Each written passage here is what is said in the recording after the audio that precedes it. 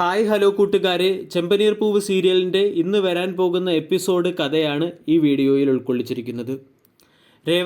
രേവതിയുടെ കൂട്ടുകാരും പൂമാല തയ്യാറാക്കുമ്പോൾ അവർക്കാവശ്യമായ ഭക്ഷണം ഉണ്ടാക്കുന്നതിന് വേണ്ടി ശ്രീകാന്തും സച്ചിയും അടുക്കളയിലേക്ക് നീങ്ങുന്നു. മടിയനായ സുധിയെ കൂടി ഭക്ഷണം ഉണ്ടാക്കുന്നതിന് വേണ്ടി സച്ചി വിളിക്കുന്നുണ്ടെങ്കിലും 7 ഡിഗ്രിയുള്ള ഞാൻ സവാള എങ്ങനെ തൊലിക്കും എന്നും പറഞ്ഞ് അന്തം വിട്ട് നിൽക്കുകയാണ് സുധി. ഈ സമയത്ത് രവീന്ദ്രൻ അവിടെ എത്തുന്നു. രവീന്ദ്രൻ സവാള അരിയാൻ സുധി അവരെ സഹായിക്കണമെന്ന് പറയുകയും ചെയ്യുന്നു. ഇതെല്ലാം കേട്ട് 8ൻ്റെ പണി കിട്ടിയ അവസ്ഥയിൽ നിൽക്കുകയാണ് സുധി. അപ്പോഴേക്കും ശ്രുതി അടുക്കളയിലേക്ക് വരുന്നു. ശ്രുതിയെ കൂട്ടുപിടിച്ച് സുധി ഒരു നമ്പർ ഇടുകയാണ്. ഞങ്ങൾക്ക് വെജ് ഫ്രൈഡ് റൈസ് ഇഷ്ടമല്ലാത്തത് കൊണ്ട് ഞങ്ങൾ ഫുഡ് ഉണ്ടാക്കാൻ സഹായിക്കുന്നില്ല എന്ന് പറഞ്ഞ് ശ്രുതിയുടെ കൈപിടിച്ച് സുധി അവിടെ നിന്നും കടന്നു പോകുന്നു. ഇടയ്ക്കിടയ്ക്ക് രവീന്ദ്രൻ അടുക്കളയിലേക്ക് നോക്കി ചോദിക്കുകയാണ് ഭക്ഷണം തയ്യാറായോ എന്ന്. ഇതൊക്കെ കാണുമ്പോൾ ചന്ദ്രമതിയുടെ ദേഷ്യം കൂടി വരികയാണ്.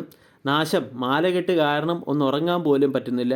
മുമ്പേ ഈ മാലകെട്ട് അറിയാമായിരുന്നെങ്കിൽ എന്തെങ്കിലും പാര വെച്ച് ഇത് പൊളിക്കാമായിരുന്നു. ഇതേസമയം ഓൺലൈനിൽ നിന്നും ഫുഡ് ഓർഡർ ചെയ്യാൻ ശ്രമിക്കുകയാണ് സുധിയും ശ്രുതിയും. പക്ഷേ കടകളൊന്നും ഓർഡർ എടുക്കാത്തതുകൊണ്ട് രണ്ടുപേരും പെട്ടിരിക്കുകയാണ്. ഈ സമയത്ത് ശ്രീകാന്ത് എല്ലാവർക്കും ആവശ്യമായ ഫുഡുമായി ഹാളിലേക്കെത്തി എല്ലാവർക്കും ഫുഡ് സെർവ് ചെയ്യുകയും ചെയ്യുന്നു. ഭക്ഷണം കഴിച്ചതിന് ശേഷം എല്ലാവരും വളരെ മികച്ച ഭക്ഷണമെന്ന് പറഞ്ഞ് ശ്രീകാന്തിനെ അനുമോദിക്കുകയും ചെയ്യുന്നു. ആകെ നാണം കെട്ട് വിശന്നിരിക്കുകയാണ് സുധിയും ശ്രുതിയും.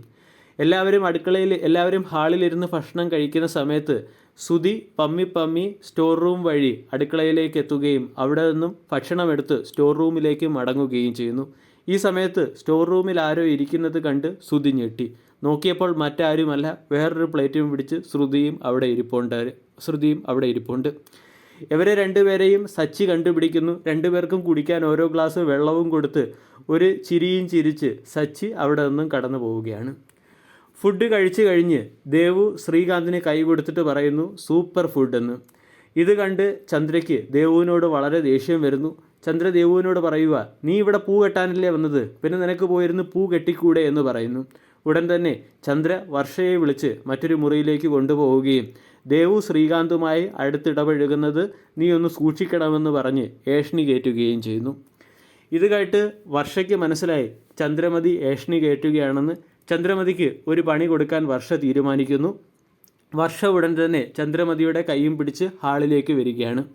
ഹാളിൽ വന്നിട്ട് ഹാളിലിരുന്ന എല്ലാവരുടെയുമായി ചോദിക്കുന്നു, ദേവു ശ്രീകാന്തുമായി ചിരിച്ച് സംസാരിക്കുന്നത് കണ്ടിട്ട് നിങ്ങൾക്ക് ആർക്കെങ്കിലും എന്തെങ്കിലും കുഴപ്പമുണ്ടോ എന്ന്. അപ്പോൾ പൂ കെട്ടുന്ന ചേച്ചിമാരെല്ലാം പറഞ്ഞ് ഇല്ല, ഒരു കുഴപ്പവുമില്ല, ഇവരെല്ലാവരും അടുത്തറിയുന്നവരും ഒരേ കുടുംബക്കാരുമല്ലേ. ഇത് കേട്ട് വർഷ ചന്ദ്രമതിയോട് പറയുകയാണ്, ഇവർക്കാർക്കും ഒരു കുഴപ്പവുമില്ല, അമ്മയുടെ കണ്ണിനും അല്ലെങ്കിൽ ആൻറ്റിയുടെ നോട്ടത്തിനാണ് കുഴപ്പം. ആൻറ്റിക്ക് ആൻറ്റിയുടെ മകനെ അറിയില്ലായിരിക്കും, പക്ഷേ എനിക്ക് എൻ്റെ ഭർത്താവിനെ അറിയാമെന്നും കൂടി പറയുമ്പോൾ ചന്ദ്ര